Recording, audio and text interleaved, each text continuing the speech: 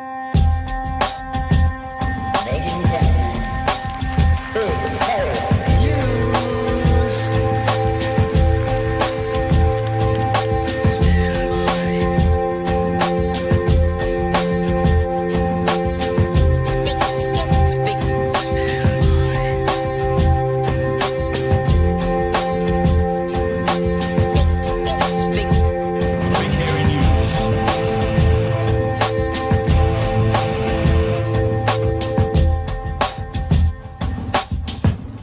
Hey, kia ora koutou e te whānau. Welcome back to another edition of Big Hearing News, another episode of Big Hearing News. This is my last pre-record.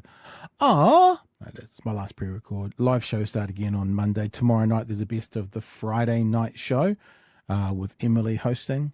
And then we're back into 2026. Oh my goodness. What will be the biggest clip from this year, 2026 on YouTube? What will be the singular biggest clip on YouTube? Yeah, I'm not sure either. I'm guessing it'll be something political. I'm guessing it'll be something to do with Luxon, maybe. We'll see. The biggest three clips of last year were a conversation around Willie Apiata, a conversation around Sam Seder, and where we're going to start is a conversation around Gary Stevenson, aka Gary's Economics, making predictions, not offering opinions, making predictions, and his prediction is things for the working class, cherry way to start the show, are going to get much, much worse. This guy's name is Gary. He runs a YouTube channel called Gary's Economics. We've featured him a couple of times here before. We've sent him a couple of emails to see if he'd come and talk to us. He was on Piers Morgan, I think Friday or Saturday, New Zealand time. And he is a guy, I'm going to play this first bit because this first bit actually gives his background and he says what he's all about. But basically he's from East London. He's a poor boy that became the best trader in the world. Let's let him use his own words to tell you about him. Well, you know, I come from a poor background. I come from a poor background in East London. My friends and my family still live in that background. So, you know, these stories of mum skipping meals so the kids can eat, people not being able to put the heating on in the winter, that's common. That's really, really, and I think it's important that we say that in spaces like these, because now I exist in these media spaces, and I've been to these fancy universities, I've worked in the banks. A lot of wealthy people don't see that's happening. You know, in this country, I'm talking to you right now, half the country struggles to simultaneously feed the kids and turn the heating on. That's the truth, and I know it's getting that way in America as well, so of course it resonates with me, you know.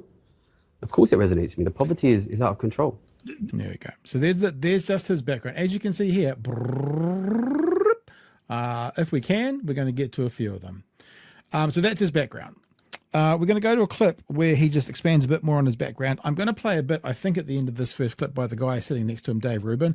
I don't want to play a lot of Dave Rubin because he's a moron, but I kind of want to play one just to show you what a moron he is. It's just all trickle-down economics. It's all if we lower tax rates, everyone will be better off. It's just all the current bullshit. And when Rubin's speaking, just watch Gary's face. I took a freeze frame of what his face is, and if we ever get a chance to interview Gary, I'm going to say to him, what were you thinking when you made this face? Because he's a bit like Chloe. It looks like you can just see it all in his face. So he's going to expand a bit more on his background. I was a trader for a long time, and I worked with a much older trader. In the book, he's called JB. He had a good quote about these kinds of opinions. He said, opinions are like arseholes. Everybody's got one.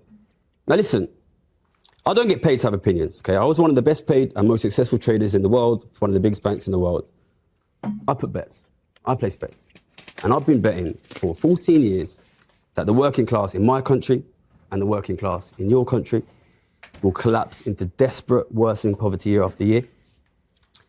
I'm a multimillionaire from doing that, from betting on that. Traders message me every day. They say what's going to happen. I say it's going to get worse. So the thing that's just, there's some moments in here where he uses expletives and stuff, and he says fuck, and I'm just like, oh, it's just like he's been given the keys to the kingdom, and he's gone, here, why don't the rest of you come and have a look what's happening inside? Because he's been there and he's done that and he's rejected it, and now he's telling everybody about what it looks like inside the kingdom and why it's like that. And he's fucking brilliant. So this clip's probably the longest one we're going to play. It's about 4 minutes, but yeah, let's get through this first one and then we start chatting, Chewy. I've been bet on it since the beginning of COVID. I've made millions on it. All the best traders know. Let me explain to you how economics works, all right? You guys work in media, all right? Please. I work for Citibank. You call up Citibank and you say, I want an opinion on what's going to happen to the economy. They pay me £2 million a year. Do they give me the phone? No, they don't. Kids like me don't get the phone. We get the money, okay? I shouldn't be here. Doesn't make no sense for me to have a YouTube channel. Doesn't make no sense for me to be here. I got paid millions of dollars a year to bet on the collapse of your working class, okay? I've walked away to come here on this show for free because I want to tell the public, the American people, this gets worse. This gets worse. Explain. I'm not just saying it, I'm betting on it. No, I understand. Yeah. So explain what you mean. So Yeah, by the way, if you haven't figured that out, you may not feel very happy at the end of this, but you will feel informed and you will feel excited that someone like this is in these spaces saying these things. when you say you've been betting on it, Okay, right. So I started explain to people who don't know the system. I started working in 2008, which, as you'll know, is the Lehman crisis. Right. The collapse of the economy. And my job Too big to fail. My job was betting on interest rates. As you'll know, in 2008, all the interest rates went to zero. Then my job is when will the interest rates come back up, which is kind of a proxy for when will the economy recover. I'll give you a history lesson on it, right? In 2008, everybody said 2009. In 2009, they said 2010. In 2010, they said 2011. Every single year, up until 2020, they said rates will recover next year, until 2020, when they finally said rates will stay zero forever. We're bad at this. We're bad at this, okay? I'm fucking good at this, all right? Why did interest rates not recover? Did you hear that while you were laughing, Drew? This is one of the things I love most about him, when he talks about himself. At this. We're bad at this, okay? I'm fucking good at this, all right? Why did interest rates not recover after 2008? Because people weren't spending money. Zero interest rates are supposed to get people spending. Why did zero interest rates not get people spending? I had the radical idea of going out and asking people, what do you think people say when I ask them, why aren't you spending more money? What do you think people say? He's also a fucking genius because what he does is he keeps asking these guys questions and they don't have the answers. He asks the American at one stage what his national debt is and he doesn't know. So you get the idea that these talking heads do this and they have a narrative and they follow it. But this guy, it's like, I guess it's like reviewing a movie. Someone can tell you all the things that they've seen in a movie, but they didn't make the movie. You know, it's the people who made the movie really know what's going on. He really knows what's going on. These talking heads, they have their headline, they have their narrative, but they go no deeper. And so 2 or 3 times he asks Morgan, and this is the whole conversation that you can get on Patreon right now, or you can just get off YouTube. And they don't have the answer to simple questions. And it's terrifying that these are then the people who are some of the biggest voices in the world talking about things like the economy, and they don't know. They're not spending more money because they probably don't have more money. Yeah. And when I looked at their financial situations, what I saw, this is in early 2010s, I was in my mid-20s. I saw a generation of people, my parents' generation, who owned property, and another generation of people, their kids, my generation, who will never own property. The middle class are losing their homes. The middle class are losing their wealth. Where is that wealth going? Where is that wealth And your going? argument is it's going just to the super rich. Where else? So they're getting... So Dave, I mean... Well, I think it's important to make a distinction. So that's the end of his first point. I'm going to give you 60 seconds of Dave Rubin, and I apologize in advance for making this word salad bullshit in your ears having to come. But I need you to show the man who made the movie, i.e. the man who knows how it all works, and the talking head and all that repetitive pablum narrative that you hear from these people who don't know what's going on. Dave Rubin is a moron. He does not know what's going on. That first off, what's happening in your country and our country are not exactly the same, but largely over the last decade, until the last month where we now have Donald Trump, both of our countries have been going in the direction of more big government, more regulation, more of the middle management nonsense that Elon Musk is uncovering every day. So I would be for removing as much of that as possible, removing as much of the waste. I mean, we are now seeing with USAID and everything else that Elon is uncovering with Doge that the... You know, I heard James Carville talking over the weekend about USAID, and he went something like, he basically says, look, if I grant you all of that money from USAID was corrupt, let's just say it was all of it, which obviously is ridiculous, but all of it was 46 billion. The economy is $6 trillion. It's something like 0.14%. So it's like, that's what that's when you get to this idea of what big numbers can sound like. USAID, some of it was overspent, some of it was misspent, whatever. If it was all like 0.01% of the economy or some ridiculously low number, and these guys' narrative is now we say that word as much as we can, make a big number, people get scared, they think we know what we're talking about, but they don't. Amount of waste and absolute fraud, and I would say criminal negligence in the system is a huge root of it. So I agree. Shocking, yeah. So again, I agree with some of the symptoms. It's not shocking, Piers. It's bullshit.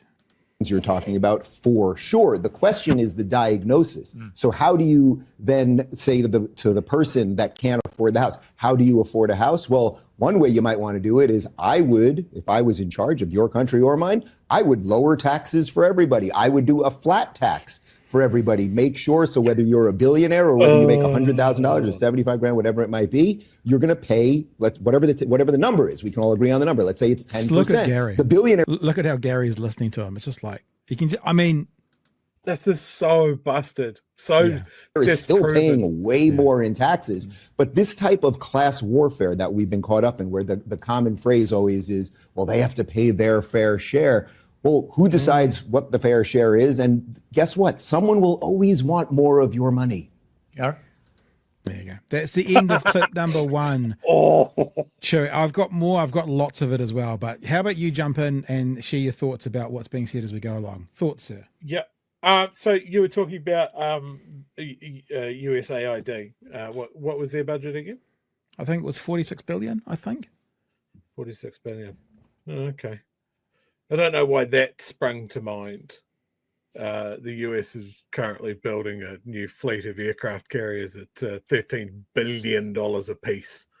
The whole program. Yeah, whole program, $40 billion. You buy, I think, 10 or 12 aircraft carriers. Again, it's about priorities. Like, America has more people sleeping under bridges on the side of railway lines and motorways than I have ever seen in my life. There is next to zero safety net.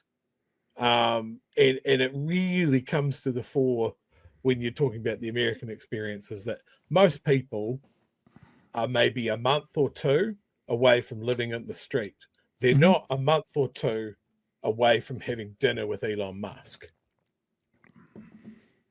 So stop being a bootlicker for a billionaire who's fiddling while their whole republic burns. And everywhere in the Western world, we've got a bootlicker here. We've got that Mowbray prick that seems to think that feeding kids is a waste of time and is happy to donate an enormous amount of money to ACT to make sure that children are hungry at schools. He's our little Elon Musk bootlicker. He'd probably love that analogy. Fuck. The only thing I would so angry. I'll just disagree with one thing. You said a billionaire is fiddling basically while Rome burns. The only thing I would say is you left the S off. Billionaires.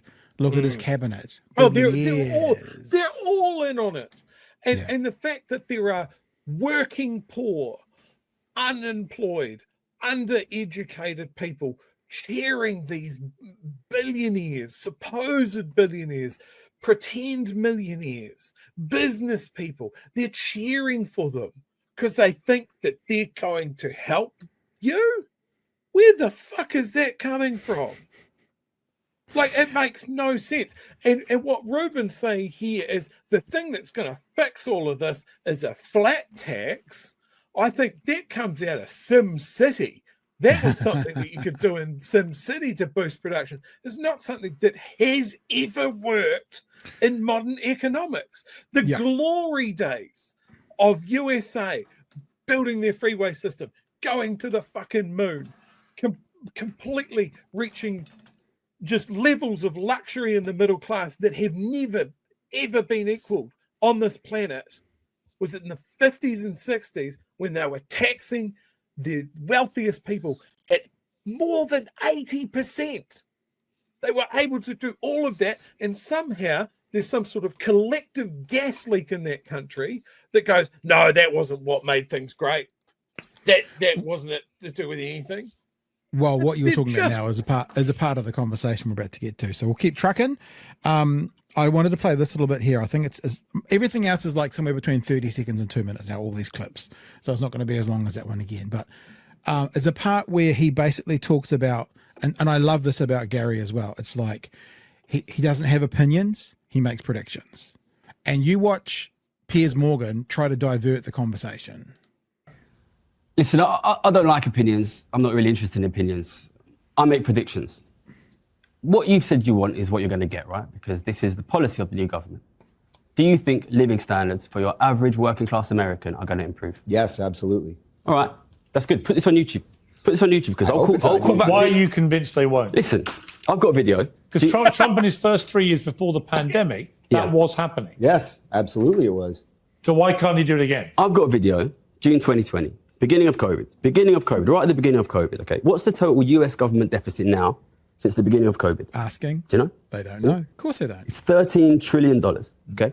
That's $40,000 for every single man, woman, and child in the entire country of the United States of America.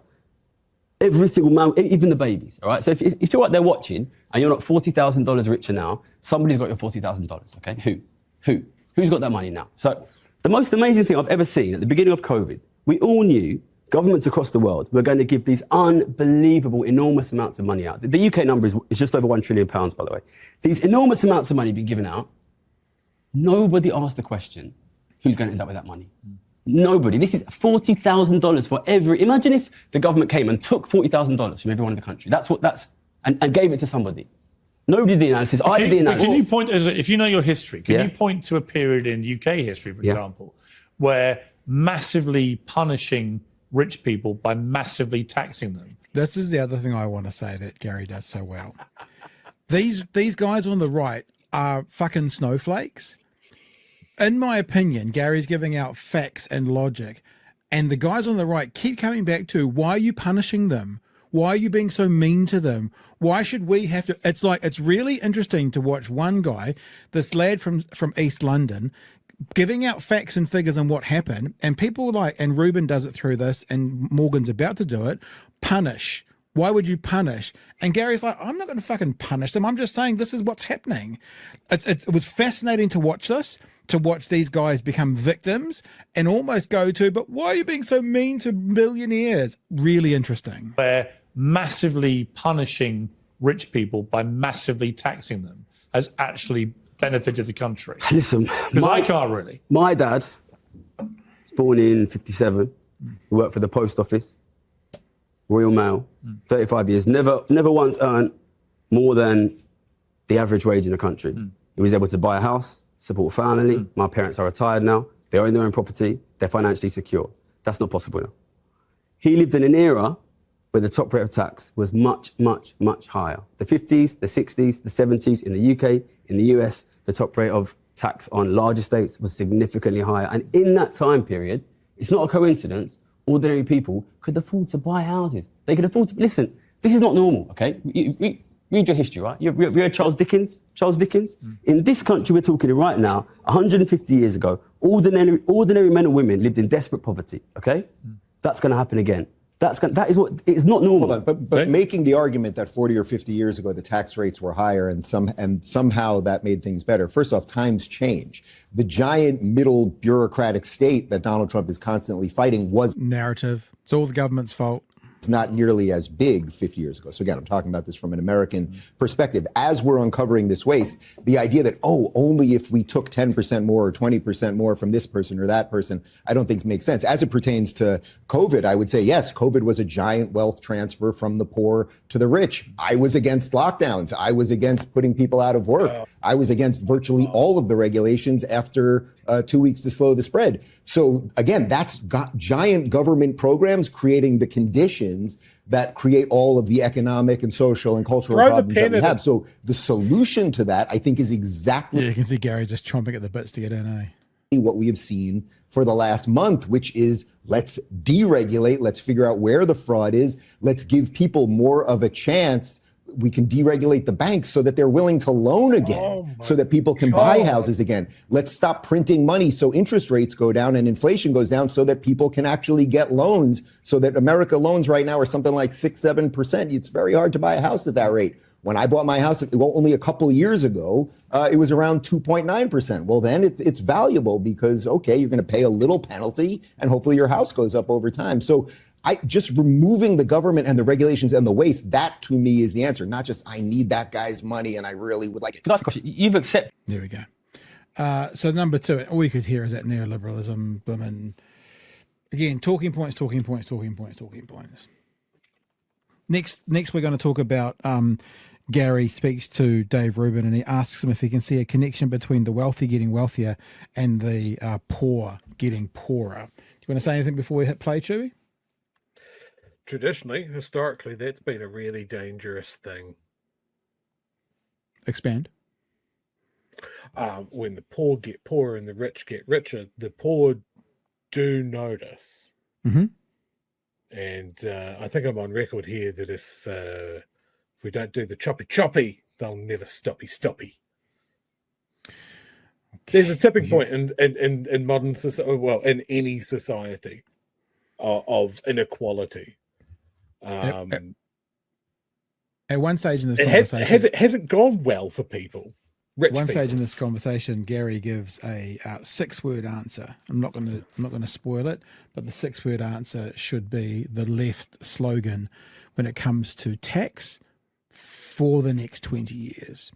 Here we go. Asking about is there a connection between the wealthy getting wealthier and the poor getting poorer? Could I ask a question? You've accepted there that during COVID there was a massive transfer of wealth from the poor to the rich, and all the statistics support that. After COVID, after lockdowns, after reopening, we know there's been a massive transfer of wealth from the poor to the rich. We then saw a massive fall in living standards for the middle class and for the poor. Do you think those two things are connected?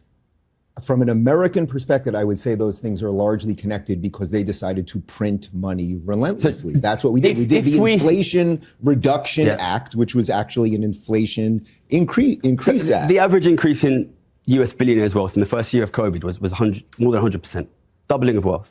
What's the US GDP rate of growth? 3%, 4%? My head, At what rate does a billionaire's wealth increase? These guys doubled in 1 year. But wasn't that maybe? But Gary, isn't that a bit disingenuous? Because the reason their wealth increased so exponentially in that period was just because stock prices flew up, right? I don't think it's just that. Wasn't that how they accrued the extra wealth? I've got a video explaining exactly this. All right, listen. You lock down the economy, okay? Ordinary family, my parents. How much their expenses decreased. But are you arguing that the billionaires locked down the economy? I mean, No, I knew. Oh, victim, don't back on the billionaires, victim. He's not saying that, Dave Rubin, at all. No, not all. I'm just trying to explain what happened, all right? You lock down the economy, okay? My parents, how much is their expenditure for?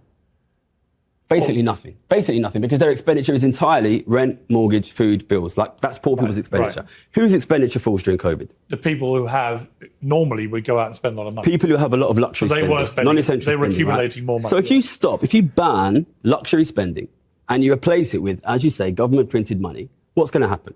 That printed money is going to go to people who work in the service sector. They're going to use it to pay their bills. It's going to go to the rich people who own the corporations, who own the houses, who own the debt, and they can't spend it. What you have is basically a massive cash injection from the government through the poor to the rich. Listen, we saw the biggest and fastest ever transfer of wealth and increase in inequality in the history of our nations, and it was immediately followed by an inflationary crisis and a collapse in cost of living. This is the clearest proof you will ever need. You don't need me, somebody who's made millions of pounds betting on this. The clearest proof you will ever need of the absolutely bloody obvious fact that if you massively increase inequality, you will decrease living standards for working people. Well, it seems to me that the part we're agreeing on. There you go. Joey, anything more? More to come. So why is it at this point of this discussion, at this point in history, do we all seem to fall for the same talking point that only the right-wing politicians know how the economy works, when all of the evidence over the last 150 years is they fucking don't? Ruben was talking about such absolute nonsense like deregulating banks. That's one of the things that led to the Great Depression. And the thing that got America out of the Great Depression was doing the thing that he was demonizing, printing fucking money. Mm. They put people to work doing big, expensive public works. Like, these guys don't get it. Economics at this level is sometimes counterintuitive. Governments need to spend money in bad times and cruise during good. Yep. Business 100%. will always look after itself. The wealthy will always be insulated from all of this and will be able to look after themselves. Yeah. If you give $100 to a poor person, they spend it all. Yeah. They spend it all locally. They spend it all on essentials. You give the same money to a rich person, they go, that's very nice. I'll put it with the other ones. Yeah. And they'll sit on it. They don't stimulate the economy in the same way.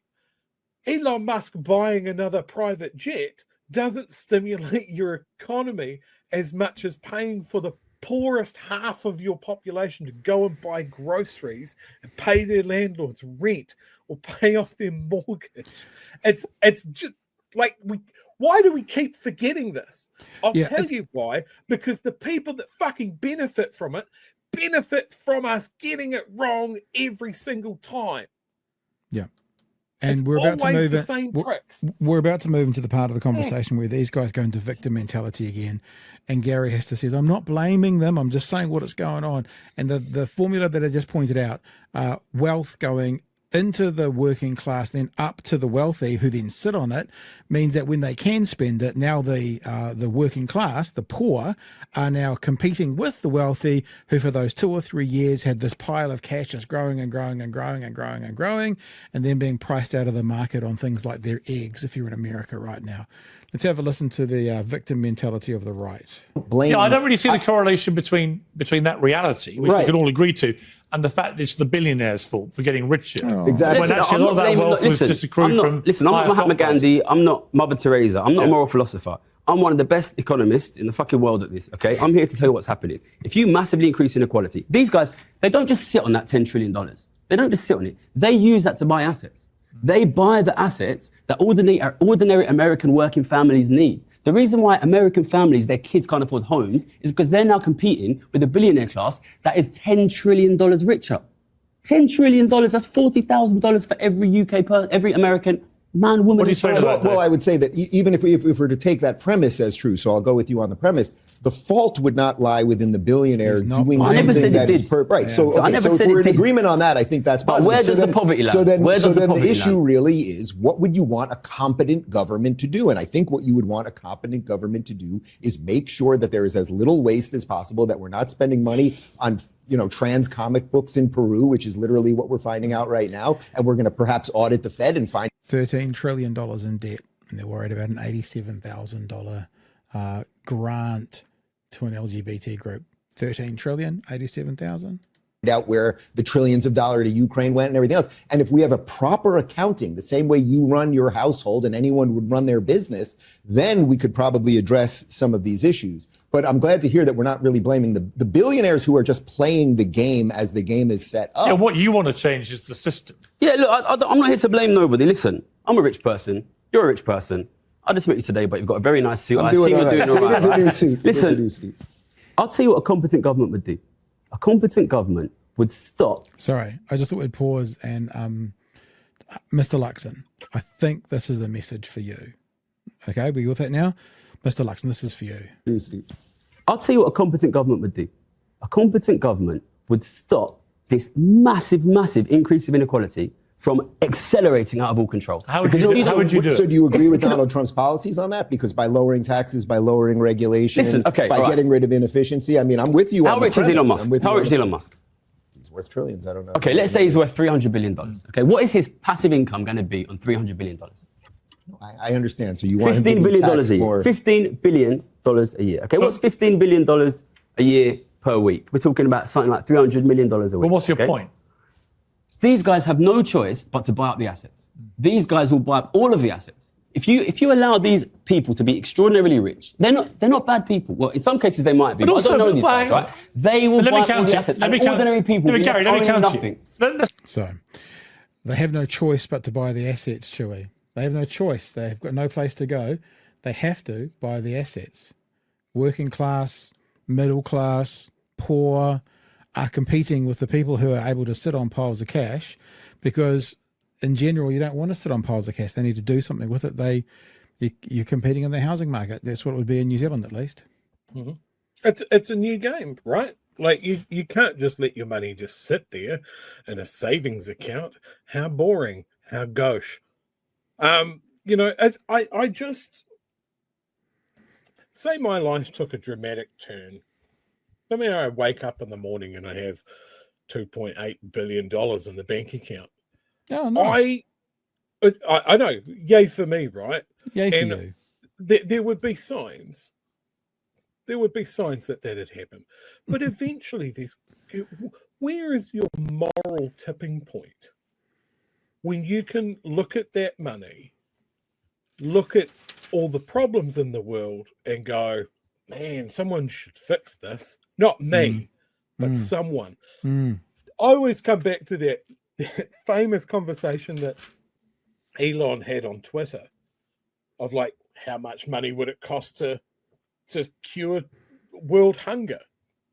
And someone from the UN said, give me a week, I'll come up with a plan. And it was a bet, like, you come back, I'll do it. And they came back and they said $6 billion or something like that, and we cure world hunger. Wow. And Elon ghosted him. Like, it's those sort of things. These guys, like, they expect a certain level of deference, that the reason that they've got all of this money is somehow they're innately better, innately smarter at not just the one thing that they're potentially good at, but it flows out to everything. I've got a lot of money, so I'm good at everything. And in so many cases that everything turns to be government. I've got a lot of money, so I should run everything, even though they have no experience, and that business and government do not have anything in common. And we've seen this in history. When the oligarchs get control of everything, things go very badly. And I think what we see in America at the moment, and what we've seen in the UK, is the very, very wealthy people failing their way up into public office. We hold these people to too much deference. We should look at them like the morally corrupt people they are for hoarding that much money and not personally choosing to go, I've got everything I need. I am comfortable and set, and my family is comfortable and set for the rest of our natural lives. I need to offload as much of this money as I'm going to fund. Like, the country that I live in, I am so wealthy that food banks shouldn't exist. You show me a millionaire, a billionaire that is doing that, I will show you a good billionaire. But at the moment, we have dragons sitting on piles of gold, completely blind to the good that they could be doing. And none of them have stopped. Bezos hasn't stopped. Musk hasn't stopped. None of them have. They keep hoarding. And every time they help, it is a tiny fraction of a percentage of their wealth. And they go, look at me, aren't I a good boy? Well, even that, the tiny fraction. So from Oxfam, according to an estimate shared by Oxfam, around 23 billion is needed to fight extreme hunger. To fight chronic hunger, another 14 billion is required. In May 2022, the World Bank announced a $30 billion plan to address world hunger. So $30 billion, Elon Musk is currently worth $384 billion.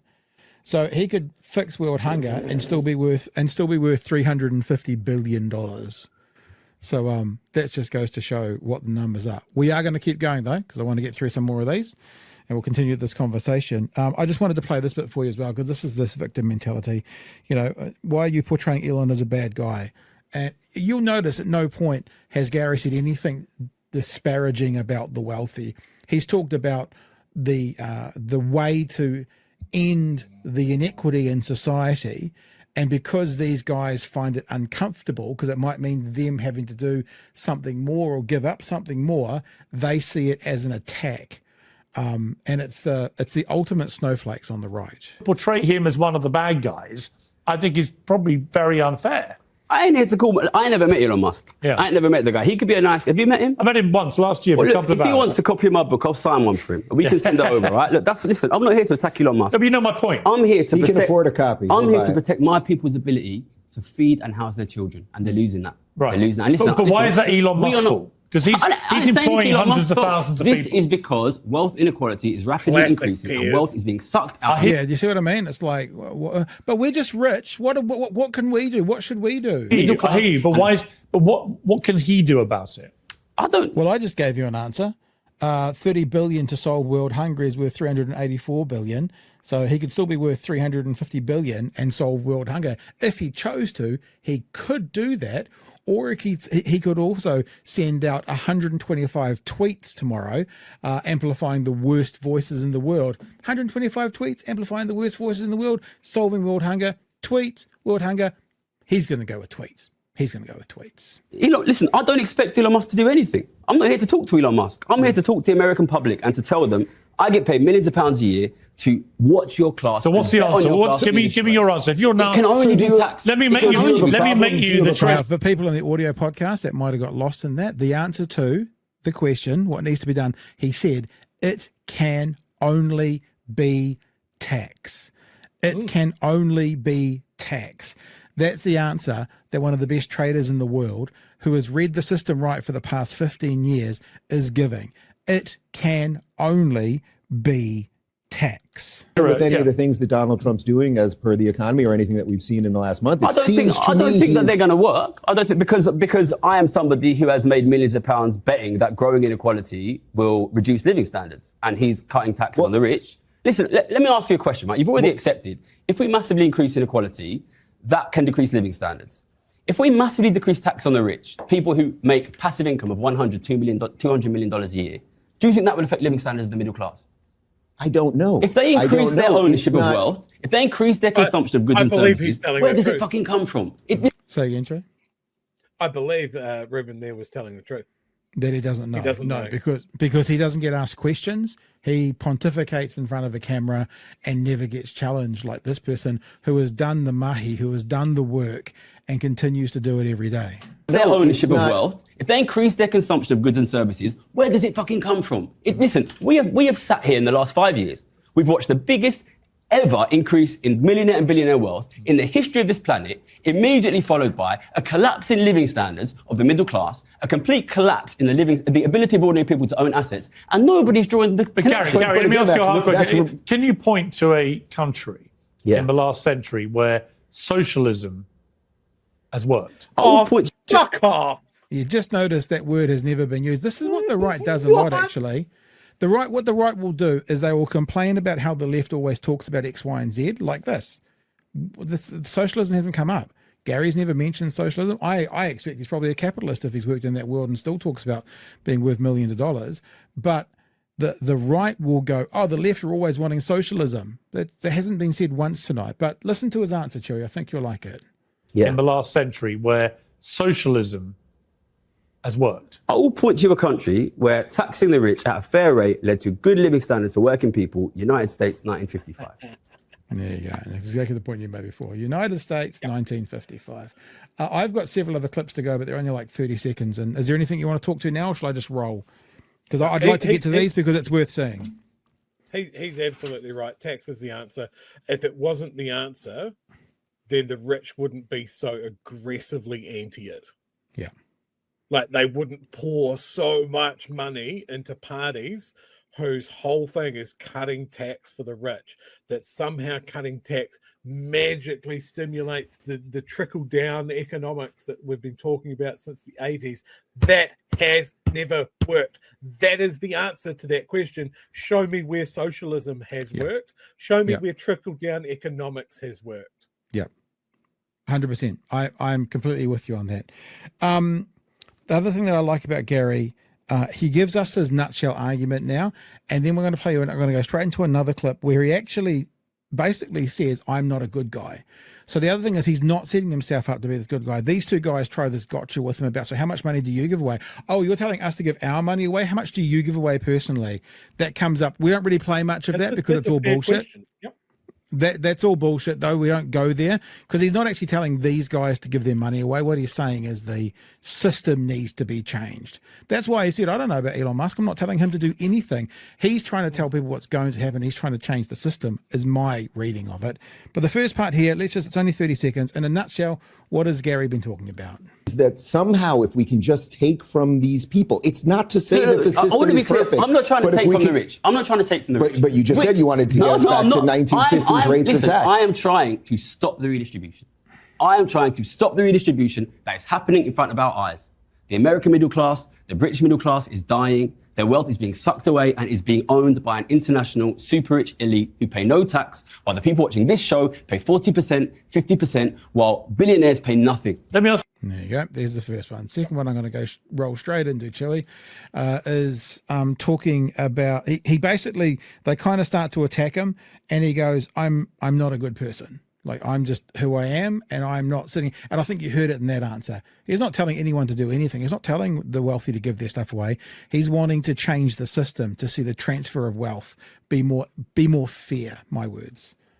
Look, I've told you before, I'm not Mahatma Gandhi. I never pretended to be a good person. I was the best trader in the fucking world, one of the biggest banks in the world, and I made that money by betting the American middle class would be destroyed. I get it. I ain't here to be Mahatma Gandhi. I ain't Nelson Mandela like you, boss. I'm here to tell the American public what's happening. But do you think you practice what you're preaching? What I preach is to raise taxes and reduce the growing inequality. That's what I preach. Listen, I ain't here telling people. I didn't tell you to give your money away. I didn't tell you to give your money away. You want the power, but you are, because you want the power of the state, which has the guns. And this is this American right-wing thing that the government's too big. They're going to take all our money. To say to Elon Musk and Peter Thiel and Mark Zuckerberg, we're going to take your money. We're just going to pick a number and decide how much to take. Do you give more than 1% of your money to charity? I want the state. You can voluntarily ordinary do people it. from the rich. But And if do they you don't, do? See, this is the world that Dave Rubin lives in. He now thinks he's got a gotcha. He now thinks he can embarrass Gary because he's going to apply. He doesn't practice what he preaches, but what he's preaching is about the systems. He said several times, I'm not telling anyone what to do. He's talking about the system. That's what he's preaching. But these talking heads like Dave Rubin, who don't have an original thought in their head, who have a mix of probably Milton Friedman followed by some other horrific people telling them how trickle-down economics works, that's all they've got. It's like, you know that scene in Good Will Hunting where they're in the bar and Will tells the philosophy student or whatever he is all the things that are on the pages of the things he's going to think next year. This is what these guys do. They have the lineup of things they've been told or they've read they should think, and there's nothing original. And Gary's just sitting there going, this is what's going to happen. Do any of that yourself? Listen, I'm not here to tell anybody to give their money away. Right, I'm here to tell people how to protect their class. 101. I mean, this is what the left All right, is. listen, I'm going to go home and I'm going to bet on the collapse of the American middle class, and it's going to happen. And I'm here telling them it's going to happen. Okay, and I'm here telling them how to stop it. Why don't you do that and I ain't here donate pretending to be a 1% good of your person. salary? I never said I was a good person. Read the book, you can see. But I'm a good fucking economist, and I'm going to be right. And you've made your prediction that living standards will increase in the next 3 years. And I've made my prediction that they won't. And we will see in 3 years who's right. And I will tell you right now, I haven't been wrong many times in the past. Listen, you're from my country, okay? You know people that look like me and sound like me don't get a chance to make millions of pounds betting on the economy, okay? There's a reason that I'm doing this, because I'm fucking good at it, okay? I don't need to be here. I could be on the beach in the Philippines. I know lots of traders who come from working class backgrounds. Who? No. Name one. Yeah, no, you I don't. know lots in the city. Listen, I worked in Canary Wharf. I'm from East London, okay? I worked in Canary Wharf. A guy came up to me and he said, that's an interesting accent. Where are you from?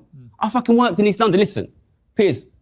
What he's saying, people who don't know, is his accent is the accent of the region he worked in, but no one from that region works there because it's all traders and wealthy people. That's why the person in the area of East London where he works said, I don't recognise your accent. I've got a lot of respect for you, okay? You're an older man. Nowadays, Whoa, that was brutal. That was brutal. The city of London does not contain working class people. I've been there, Piers. I've been there. I was there 10 years ago. Well, there are no working class people in the city of London. And there's the other tactic from the right. I can prove it wrong with one person. No, what he's saying is proportionally in East London, where this place was where he was working, you don't hear my accent. It doesn't mean is there another single one or not. Come on. There was met loads one, of them. I worked in Canary Wharf for 4 years. One kid come through once. His name was Tariq. I remember. The only working class kid I ever saw come through when I was there. One, Piers, in 4 years. In Canary Wharf, which is in East London. Okay, so what I'm still trying to wrestle with. So I'm going to play another bit for you. I'm going to just do it straight away, Chewy, because this is actually where he uses those 6 words. Because he finally gets asked, what would you do?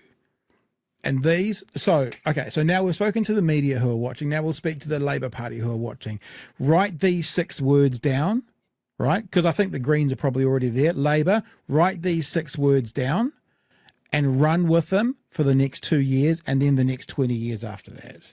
But what is your answer? I mean, if you had the chance now to run the Western world economically, give me the blueprint for how we stop going down what you think is an apocalyptic path. Tax work less, tax wealth more.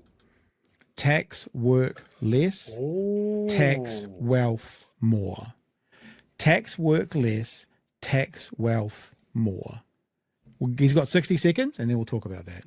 Simple as that. You can't have ordinary working people paying 40-50% while billionaires pay 5%. But ordinary working people don't. But you mean the middle class, though? That's not working class.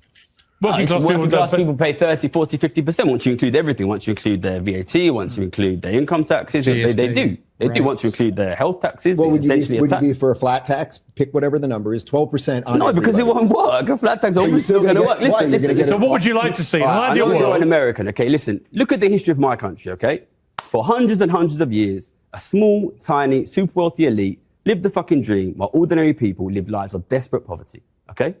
That is what's going to happen to your country, and that is what's going to happen to my country if you do not protect the working class from the rich. But that's exactly what we're doing right now. That's what we'll see. We've made our bets. That's what. I love that. We made our bets. So it's like he's not even an ideologue. He's just basically saying, if I'm wrong, we'll see. If you're wrong, we'll see. Tax work less, tax wealth more. The 6 words that the left in New Zealand need to get onto and the left around the world need to as well. Tax work less, tax wealth more.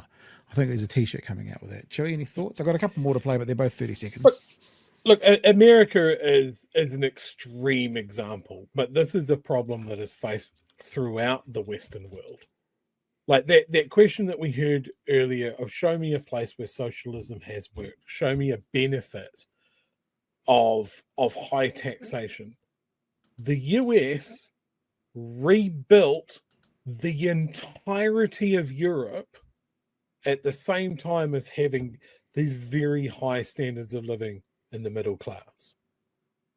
They rebuilt the Marshall Plan rebuilt Europe, bombed flat, destroyed all of that, stopped the spread of communism, because that was how they did it. That was how they stopped communism. And they did this by massively taxing their wealthy. The wealthy still made money. The Rockefellers were still around. But they didn't have an ever-increasing list of ultra-wealthy. They had the same problem in England. We have the same problem here. And every time we talk about taxation, these wealthy people that have the ability and the means to hide their money, to dodge their obligations, to pay an average tax rate far, far below what you or I pay, and go, I deserve this because I pay overall quite a lot of money in tax, not by a percentage, but by an amount. So they are still not paying their fair share. And they're able to do that and still enjoy their very high standards of living. The rest of us have to struggle. The rest of us have to debate whether Nelson gets a hospital or Dunedin gets one, but certainly not both of you. People are stacking up wealth and hiding it from their government. I've seen the argument in the chat from a couple of people, like, do you trust the government to administer all of this money? Because all of this is obviously all of this wealth, more than all Elon of this Musk. corruption and waste. And, Elon Musk is getting paid $8 million a week for this Doge thing. It's fucking ridiculous. Do I trust the government to not be wasteful? Do I trust the government to spend money only on the things that I consider worthwhile? No. But do you know what the best answer to that is? We have elections. And isn't this one thing that the wealthy talk about, is that democracy is really important? It fucking is. It all goes hand in hand. If we don't like what the government is doing with our tax dollars, we vote them out. And the problem is we've got stuck in this loop that these rich people in blue suits say, I worked in a business or a boardroom and I know how money works. And every time we go, yep, sounds good to me, have a go, they show us that they're wrong. And they don't know what they're talking about. But they and their mates never, ever pay the price for those poor decisions. They get their knighthood, they end up on a board of a bank, and every now and then they get asked about their opinion on the economy, and they'll say the same broken shit every time. We keep forgetting this lesson, and we keep having to relearn it. We need to break the wheel. Now, this guy, this argument of like, you're wealthy, so why don't you give away all your money? That's not what he's saying. He's saying, I want the government to take more of my money. Now, that's as honest as you can get. Like, relying on rich people to somehow be super altruistic and give away all of their extra money. Again, where has socialism ever worked? Where has a society been propped up by the ultra wealthy out of the goodness of their heart? Don't worry, I'll wait. Yeah. Whereas capitalism worked either. I mean, if anyone answers America, you'll have to go, well, actually, 2008, all those capitalist companies that got bailed out in a way of socialism, they privatized their profits and socialized their losses. So it's the same thing. Two more clips, though, Chewy. A little bit from Gary about where did this passion come from to get this message out there. Good question, because it didn't really come in a moment. You know, I mean, you spoke in the book about me sort of having a breakdown. You know, I didn't grow up. I'm not from a political. I don't consider myself a politician. Like, for me, No, I get it. what I see, you know, I made that money, and everybody around me was like, "Well done, here's $2 million. You know, do it again." Like, and I got sick. But what made you sick, do you think? Was it the pace of work, or It was understanding that my country's going to fall apart, Piers. It's going to happen, Piers. Listen, I've been all right for 14 years on this, okay? It's going to happen. And you've made your predictions, you know. And I fucking hope I'm wrong, but I haven't been wrong before. What do you make of the whole crypto thing? I think it's a fucking pyramid scheme. Do you? Yeah, listen, I don't understand it. I could Well, launch Gazcoin today and my followers would send me £500,000 and I could fuck off, you know, and that's basically how it works, you know. I think it's a very efficient way to get a lot of money out of the young, hopeful, ambitious young men of this world into the pockets of the worst San Francisco dickheads you've ever met. Last clip. One more clip before we rate. And it's like, this is like 13 seconds. This is what we're going to end on. Gary asks, who is doing the taking? $40,000 in America for every man, woman, and child. Who's doing the taking? Nothing Dave, right. Who's doing the taking? Who's doing the taking? Which group in our society is getting richer and which group is getting poorer? So again, who is doing the taking? So I accept that the rich are getting richer. I'm just here to protect my people. Poorer. I'm just here to protect my people. I think that's it. We don't need to get Dave Rubin's redonkulous voice and redonkulous ideas coming out that he hasn't had an original thought in his brain ever and hasn't done the work and has never really been in the situation of making those sorts of decisions. He's a media commentator, and that's pretty much all he's ever done.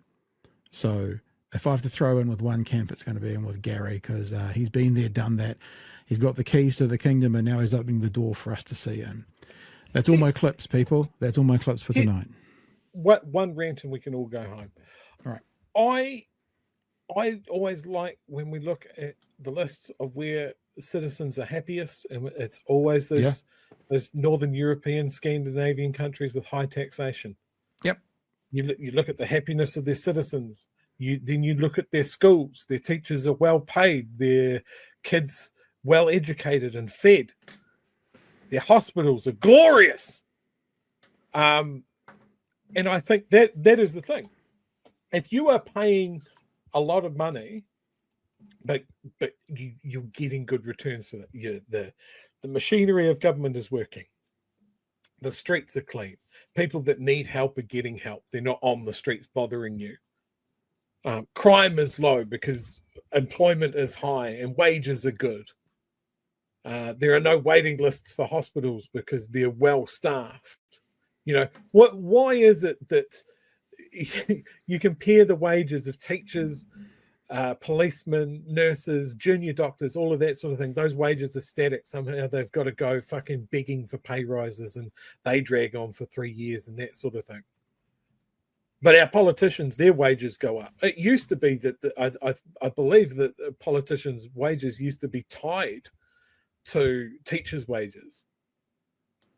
That it had to be it go up and down at the same rate. Let's bring that back.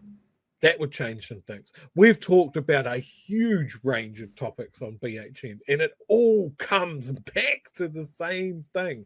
We want a better society. We've got to look after our kids better. We've got to make sure that they're educated, healthy, and fed. Holy shit.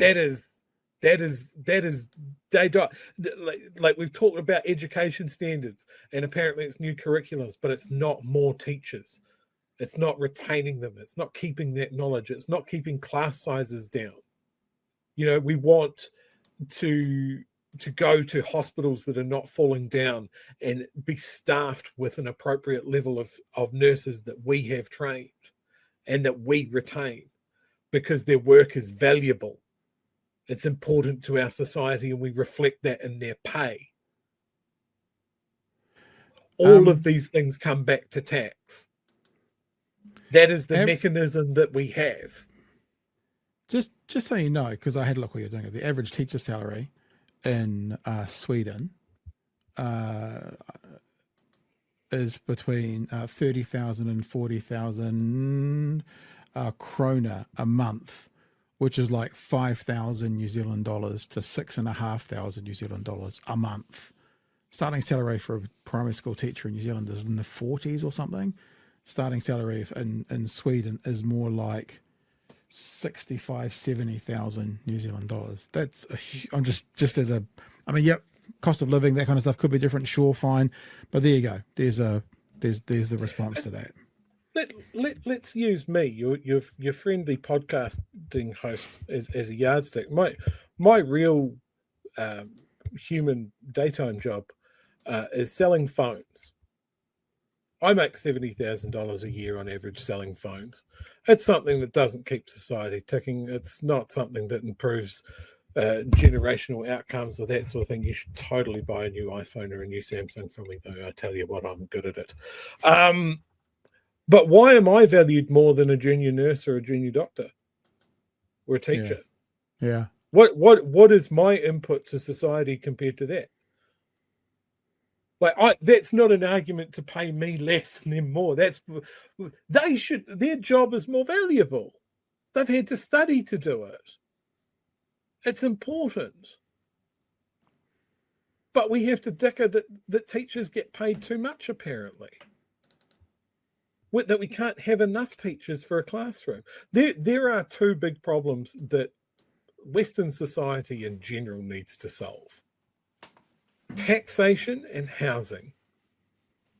We have all fucked it up since the 80s, and there is enough evidence to point to it on any form of graph you want and go, this shit is fucked, and the people that are telling us that it's actually okay are the dragons sitting on hoarded, accumulated wealth stolen from their workers. Yeah. And stolen from you. All right. Thank you, Gary, to depress us all in the first blimmin' part of the brand new year. Yeah, things are going to get much, much worse for you guys. Far out. Huge thanks to all of our patrons. Super quick, guys. The way we project the future, the way we plan the future is through our patrons and through our Patreon. This page that you're looking at right now will probably look a bit different next week when we get back live, which is the 19th, because we're making some changes to Patreon. If you're already a part of it, not for you guys, but as we move forward, we're making some changes. If you enjoy what we do, if you want to be a part of what we do, if you want to be like supporting us to get to places like Waitangi, then what you can do is head to patreon.com/Big Hairy News and be one of the whānau. Be one of the whānau. That's all what I always say. I always say, be one of the whānau. Okay, second clip. This is the second most viewed clip of 2026 on YouTube. Remember, clip, not full episode. It was Willie Apiata relinquishing his Victorian Cross as a protest. Clip number 2, second highest rated clip on BHN's YouTube channel in 2025. Let's have a look at this. This is a strange one. And Chewy, I think this is right up your street. So let's have a look at that. Willie Apiata has handed over his Victoria Cross over an entitlements issue. So this is an image, if you're watching us, if you listen to the audio podcast, it's an image of is it Chris Pink? It is Chris Pink. I was just thinking. I know one of his family members. I always get it confused. Chris Pink and Willie Apiata and another member of the military. He's the RSA Padre, saying a prayer together as Willie Apiata hands back his Victoria Cross. Minister for Veterans Affairs Chris Pink left the Whakatane Returned Service Association on Friday with a precious taonga burning a hole in his pocket. New Zealand's most decorated war hero, Willie Apiata, had just gifted him his New Zealand Victoria Cross medal to carry to Parliament in hope of having the definition of a veteran changed in legislation. Apiata received the medal for carrying a wounded fellow soldier to safety under heavy fire in Afghanistan in 2004. That's 21 years ago. It's a long time. He has campaigned for more than 5 years for changes to the Veterans Support Act of 2014. The Act sets out which people who have served in the New Zealand military qualify for entitlements such as pensions and compensation for injuries or illness incurred through service. Currently, the only service people injured while deployed overseas during a war or emergency operation qualify unless they served before ACC was founded in 1974.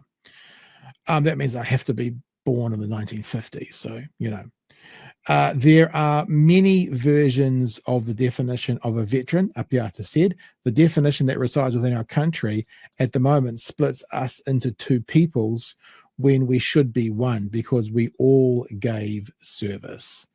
That'll do for the article. We get it. So basically he's saying there is a group of people who served their country, who gave a portion of their life to the armed services, who are not considered veterans when it comes to entitlements.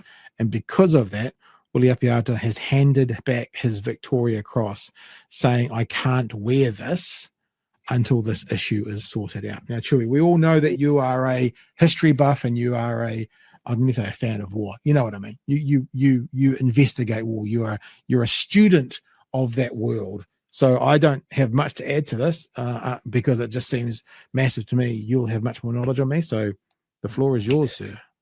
Well, first of all, if we're talking about Willie Apiata, we need to start it with this picture. That is a dope picture. He looks hard. Yeah.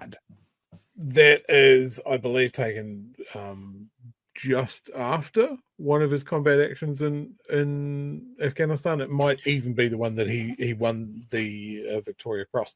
And there was a whole bunch of stuff. There was a whole bunch of stuff about this photo because I think the New Zealand media released it, and they shouldn't have because it showed his face. And then the people that they were fighting in Afghanistan knew he was like a particularly high-ranking individual because he was part of the whatever the advanced forces are called or something. I was going to say, I knew he had Secret Service, whatever the beret version of the New Zealand Army is or whatever it was. Yeah, the SAS. It was released by the international media, so there was no chance for anybody to put black bars over his face and that sort of thing. But yes, this image I keep in a folder on my computer called Images That Go Hard. It's a pretty good one. I cannot imagine what it is like to look at that medal that you earned under fire doing something absolutely crazy to save a mate and be awarded just something that is incredibly hard to win. I think most people that get the Victoria Cross die doing the action that earns it. So to be able to turn around and go, well, no, I'm going to put this on the line again for something that I really, really believe in for the people that I served with and all of that. I think that's an incredible gesture. So, as of today, April 1st, 2025, there are 10 living recipients of the Victoria Cross for Australia and New Zealand. 10. Yeah. So that's it for now. Yeah. Yeah, it's out there with the U.S. Congressional Medal of Honor, and it's just. But like, if you look up what people do to be awarded one, it is just an array of people doing insane things, just superhuman things. So yeah, for him to put that on the line and go, hey, look, this needs to be looked at, I hope that sort of rocks people a little bit and go, well, shit, he really means it. And then they look at that photo that I put up and they go, I actually don't want him knocking on my office door asking me why I haven't changed things. So yeah, I mean, I haven't really dug into this story. Am I right in thinking that he's looking to remove the distinction from a veteran has to serve in combat operations? He just wants, I guess he's looking for equality. It's kind of a theme he's wanting people to be treated the same. If you are active duty and you serve in the military and you finish, then you are a veteran. Yeah, like I have a mate who spent 20, 25, 30 years in the Navy. He got right up to commander of a ship and that kind of stuff. And I know some young people in the Navy right now, and I kind of go, oh, you should, because there's like levels that you stay at. And if you go out after 10 years, you get these entitlements afterwards. And if you go out 20, and there's these entitlements that come with it. That's the Navy, though. It sounds like what they're saying is, unless you've fought or been deployed overseas during wartime or emergencies, you're not accessible to those benefits. That's what I read in there. I'll read you one other, but let me just read you one other bit just to make sure we're all clear what he's actually saying. So he says, oh gosh, you've stolen my screen. There we go. Whether we go abroad or whether we stay at home, we swear allegiances to our people that are here within Aotearoa and other shores, and to serve under our king or queen. Now, this is also fair to put out there. It's not about national, yeah? He said he had spoken to previous ministers for veteran affairs, Penny Henare, Mika Whaiteri, and Ron Mark about the issue. As I said 5 years ago, I cannot carry this until we are all under the same umbrella, he said of the okay. So that is I have understood that correctly then, because this has traditionally been a real point of contention for people that have served, and even to the point of serving overseas. So two of the things that spring to mind, the Malayan emergency. That's when the Commonwealth and British, Australian, New Zealand forces fought communist rebels in Malaysia. Because it wasn't a war, the people that went and did combat operations and walked through the jungles and all of that sort of stuff under fire, they weren't classed as veterans when they came back, because they didn't get medals or anything like that, because it was an emergency, not a war. Active duty sailors that saw the French atomic testing and got sick because of that. They were deployed in a dangerous situation in active duty, not classed as veterans. There is just even serving in peacetime. Being in the military is a dangerous job. You're working in extreme conditions, you're working with dangerous machinery, you're dealing with weapons and things that go bang, and stuff that is basically designed to unalive as many people as possible. It's dangerous. You get hurt, you lose your hearing, all of these sort of things. But he's right. It did create this distinction between, well, yeah, you served, but did you serve as much as I did? Did you really serve? Yeah. So, I mean, I think if this is a feeling amongst servicemen and women, then I think it's a valid one. And I think if Willie Apiata is again doing this enormous gesture, that I hope the weight of that medal sitting in Chris Pink's pocket really does weigh on him. Well, let me give you that, because I was going to say, we always try and be fair here, even if we do have our own political biases, but the words that Chris Pink have said are really good. Now, what we want to see is the action that follows those words. But he says this of the receiving the Victoria Cross. He says, "I don't wish to retain that taonga long. It weighs very heavily on me. I will return it to you. I undertake to do that as soon as possible on the basis you have set out." I mean, that's a good response. That's a really good response. We just hope that then follows up into good actions as well. Yeah, absolutely. Yeah, no, it's an interesting story, and I mean, we don't think about our veterans enough. I think, you know, because ultimately war is bad, but people put their lives into service and that sort of thing, and it is important. So I think, to carry this story at the start of April is Willie knew what he was doing. Yeah. Yep, absolutely. And look, there's some people in the chat giving Chris Pink a bit of grief. Like, I mean, I guess we just score balls and strikes, and all we're saying is those are good words. Now let's see. Good words. He has to follow them. Words have to mean something. Yep. And this will be something like, you can go out there and say whatever you like, but if you don't follow it through, I know I'm a good worder. I do words at a high level. Okay. Yeah, this is Chris Pink's opportunity to not be seen as a damp squib. Like, actually do something. And I will tip my hat to you if you do. All right, that was the second most viewed clip on the BHN YouTube channel for 2025. We're going to play you the most viewed clip next. But before we do that, just want to remind you guys of what's going on the website. Website's up and running. The shop's accessible there. You can see there's a whole bunch of new things, new stickers. So the 4 posts, the Nala and Ilva, the Magenta and Emily, they're all new. And of course, the new mugs as well. New mugs are hand wash only, and they're an incredibly low price of just $12.95 for you to get yourself a new mug. And the stickers are all there as well. Now, what we're doing to help you guys out is we are offering a pretty big discount, 30% off everything in store except the mugs. So hoodies, t-shirts, enamels, and stickers as well, 30% off.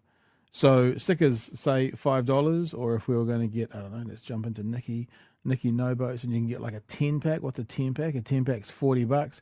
Well, 30% off, that's going to be $12. So $12 off, I'm guessing. 3 4s are 12, I think so. So that makes them 28. That makes them $2.80 per sticker. It's pretty cheap way of getting stickers. I'm just saying, it's a pretty cheap way of getting stickers. And I don't guess that the discount will be this good at any other stage during the year. I'm not trying to twist your arm to do it now, but I'm being honest with you. I think this will be the best deal we do all year. Speaking of the best, and simply the best, our #1 most viewed clip on the BHN YouTube page for 2025 was friend of the show, Sam Seder. And it wasn't when we spoke to him, it was when we did a story about Sam exposing the face of white supremacy in the US. This was the singularly biggest viewed clip on the BHN YouTube channel for 2025. Enjoy. This person here woke up this morning in America to be the face of white supremacy. That's a bad choice. I wouldn't make that choice. I don't know if she actively made it, but there is this social media / platform called Jubilee. We all know about Jubilee. And they do this thing called Surrounded, where they have one person in the middle and 20 people around them with the opposite view. Well, latest episode, Chewy, was friend of the show, Sam Seder. And Sam Seder was talking to 20 conservatives. And I have to say, we're sometimes pretty critical about Stephen Crowder when he goes to a university and he speaks to 20-year-olds because he's an adult and he's got well-formed opinions and he's heard it all before. Not that I have a problem with Sam or any of this, obviously, because he's not a part of this. He's just set it up. Lots of young people here. So I wonder how much of a grain of salt we have to give them, because they're all they look like they're all university students. And I just want to put that caveat out there for young people saying stupid things that they wouldn't say maybe if they were 10 years older. Just putting it out there, trying to be a little bit generous. So basically Sam gets on and he asks a question and then they have a chance to respond. And I'm going to play you this one clip of the person who woke up to choose to be the face of white supremacy today. He basically says that Christian nationalists and billionaires are the only ones who are benefiting from Donald Trump's election. Paraphrasing. And they do a countdown. The first one to the chair gets to speak. And this is how it goes. Hi. Sam. So I actually think that this liberal world order needs to be thrown away completely. And Sorry, did you get that so far? The liberal world order? Jesus. They've dropped the new, now liberal world order. I think Christian nationalism would be a good alternative. What we're seeing right now is just congratulations. Yeah, and thank you. And yeah, I think what we're seeing right now is a culture of death. This is the most suicidal generation ever. We have millions of children. This girl in the background here does not like what her fellow conservative is saying. There's one point that she puts her head in her hands based on the answer that comes out of this lady's mouth. Now, the other thing to let you know, Jubilee does this thing is that when you get voted out, so see in the bottom left-hand corner, it says 2 out of 20. That means there's 2 flags up. Once it gets to 11, the person talking has to leave the seat no matter what. This is how they sort of play the game. Children dying by abortion. People aren't even reproducing. We don't even have like a. Should we mandate people reproduce? No, I don't think we need to mandate. We can just stop them from killing their kids. There So are like. you want to outlaw abortion? Yes. Yes, I mean, we have a fundamental disagreement on this, and my claim was that if you voted for Trump, it would be to your benefit if you want to outlaw abortion. I think it would benefit everyone. Yeah, I disagree. I think that that women should have the right to choose. I think that it would benefit everyone to bring back the family unit, to stop having women just thrown into the workforce. Maybe we shouldn't allow women to choose to divorce unless their husbands say it's okay. I mean, I don't really believe in divorce in general, so like, sure. All right. I mean, this I think, though, reinforces my point that yes, it gets worse. It gets worse. I'm sorry. It gets worse. that if you are But it would be better for society. It would be better for everybody in society. And same with xenophobic national. Like, what's the problem with xenophobic nationalism? Don't you think that's better for Americans in general? Like, You see the head and the hands. You got to see the head and the hands again. Xenophobic Christian nationalism is better in general. Like, what's the problem with xenophobic nationalism? Don't you think that's better for Americans in general? Like, xenophobic yes. nationalism is better. We should have a coherent culture. Everyone should be a part of the same culture. We should have assimilation. Which, do you get to choose what the culture is? We already have a dominant culture. What is based the dominant on culture? European and Christian values and identity. That is the dominant culture. Jesus. It's rooted in European identity. White. So your argument is That has been the dominant culture. Just to be and clear. we're not letting people assimilate to that. We're saying you should keep your culture, and this is why our culture is so divided now. Your argument is that Trump is good for those who want a dominant white European culture. I mean, that is what America is. It's rooted. Trump is good for a dominant white European culture. And she says yes. And that's why she's woken up to be the face of white supremacy today. I'm not finished yet, Joe. There's a bit more to go. What is it again? Oh, there's more. There's more. It's a couple more, about 90 seconds more. Because at the end, Sam wraps up with basically going, I think you've done the job for me. I don't know if you can hear it. Either there's a murmur in the room, and normally there's no murmur. They just wait. And the room is not with her, unfortunately for her. Rooted in European identity and Christian values. That's what it has been. Would you really disagree with that? What is it then, if that's not the identity of America? Well, I think the identity of America... For the majority of time, America's been a country. You don't think that's been the identity? Well, actually, no. I think actually the identity of America has been, for better or for worse, a melting pot in that regard. Yeah, maybe since like the 1960s. Even then, even we had this idea of a melting pot literally means assimilation too.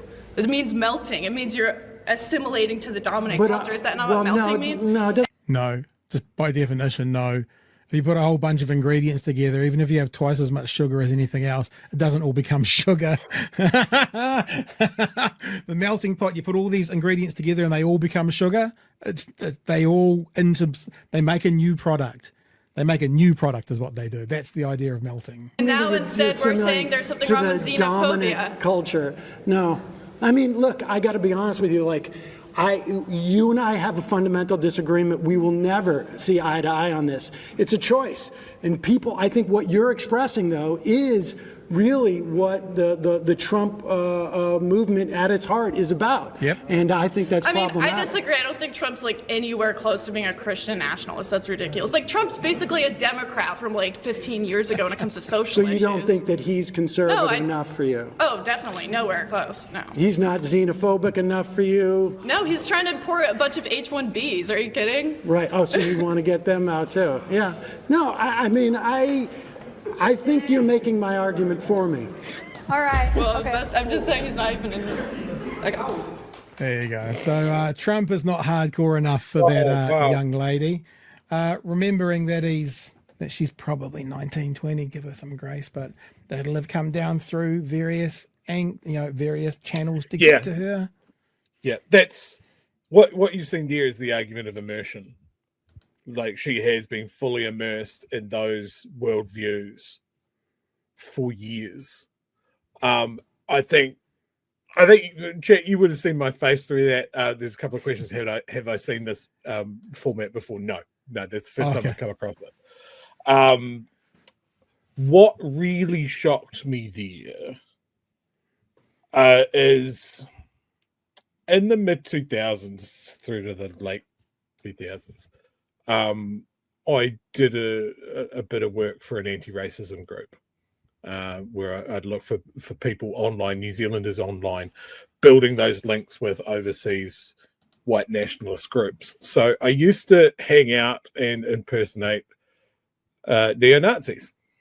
And I'd hang out in US-based web forums and I'd see the way that they talked and that sort of thing. What that young lady was doing was parroting stuff that was hidden in the darkest recesses of the internet in the mid 2000s. Yeah.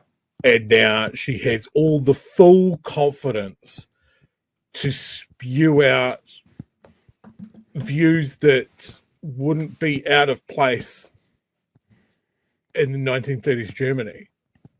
A homogenized white Christian nationalist culture. This country is founded on conquest and ours is the dominant culture and everybody needs to fuck off or assimilate. It's so out in the open. Like, I know people like to say that violence isn't the answer. Someone spewing those sort of lines needs to get a chair to the face. There's like Sam going, we have a fundamental disagreement. Yeah, that's when the furniture starts flying. I don't think that's part of the format. I don't think that's part of the format, Joey. I don't think there's a chair off the top road as part of their format, unfortunately. So are you saying that we have found a hole in the market, Pat? Maybe. I'm just shocked. Like I know people have had these views. I'm more comfortable in thinking that those people know that they can't voice those views out loud because bad things will happen. Not anymore. Like this is what it and look, we've talked about the Christian fundamentalists in the National Party and the Christian fundamentalists in ACT. And people with some very, very batshit insane race-based policies in their head, Rich and Preble, you fuck. It's always simmering there. And when these people get some oxygen, well, they see a space, they feel emboldened. And in America, look, Trump winning a second time, what greater signal could there be? The shred of hope I have is that woman was like, no, Trump's not evil enough for me. Yeah. But people like her that think like her see Trump as a way forward. And that's exactly what he is. Whether he's a useful idiot to the Russians or a useful idiot to the Christian fascist right over there. He is absolutely at every step advancing somebody's agenda, whether he believes in it or not. He sees a way to fame, glory, and history. Oh, yuck. I just realized I told you to enjoy the clip talking about how much white supremacy there was in the US. Didn't quite mean it like that. Hey, that's us, guys. That's me done with best ofs. We're all finished. And one more tomorrow night, but that's Emily taking you through a Friday best of. And then come Monday, we're back to the live shows. Remember, this week only, 30% off in the store on everything except mugs. That special will go away when we get back to our live shows. So head to bhn.nz, go to the shop and use Xmas 2025 as the promo code. T-shirts, hoodies, enamels, stickers, all 30% off. The hand wash mugs, they are staying at the price they are, but that's because we have very small margins on them, because we've chose to get them out as quickly as possible to as many people as possible. All right, whānau, that's us. You will see best of tomorrow night with Emily, and then Emily and Magenta will be live on Monday, and me and Chewie will catch you very, very soon. Be safe, be well. Hooroo.